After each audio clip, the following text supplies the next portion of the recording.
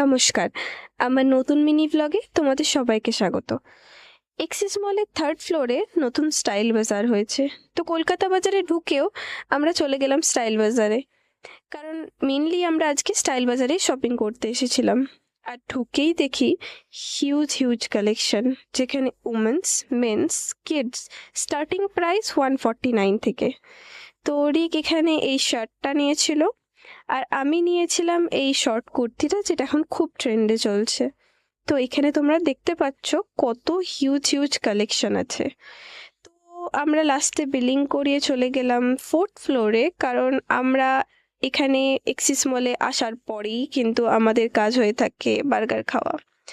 তো আজকে লাস্টে হলো আমরা বার্গার খেলাম, খেয়ে এনজয় করার পর বাস ধরে চলে গেলাম সোজা আমাদের রুমে।